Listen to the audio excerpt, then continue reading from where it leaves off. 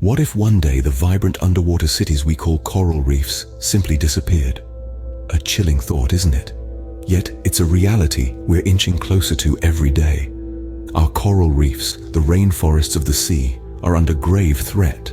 The culprits: climate change, pollution, and overfishing, to name a few. These threats are causing corals to bleach and die, leading to a devastating ripple effect on marine biodiversity.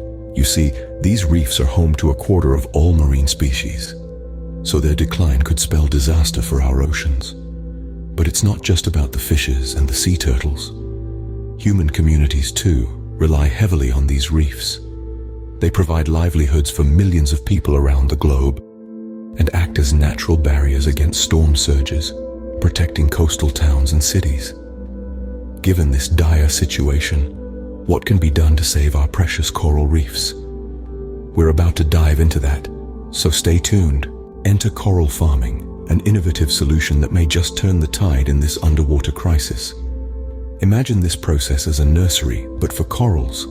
In these nurseries, young corals are carefully cultivated, nurtured, and then transplanted to areas of the reef that have been degraded over time. Why is this important? Well, these transplanted corals help to increase the resilience of reefs to various environmental stresses. They're like a little army, boosting the strength and vitality of their new home. But it's not just about the reef's health. Coral farming also brings a host of environmental benefits. These coral nurseries are excellent at trapping carbon, helping to mitigate climate change. They also provide a crucial habitat for a myriad of marine species, contributing to biodiversity.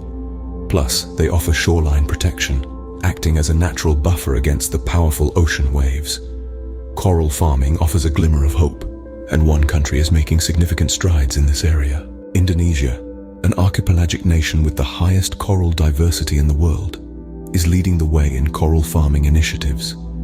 The country, home to over 17,000 islands, is harnessing the power of its local communities to pioneer a new approach to coral conservation.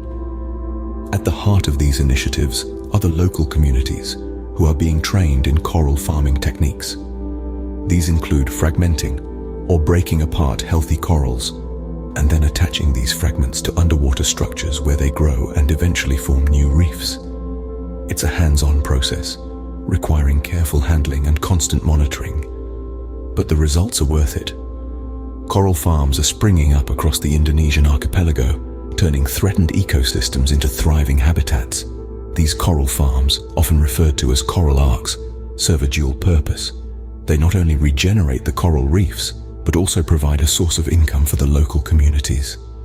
Coral fragments are grown and sold to aquariums and marine parks around the world, creating a sustainable livelihood that is directly linked to the health of the reefs.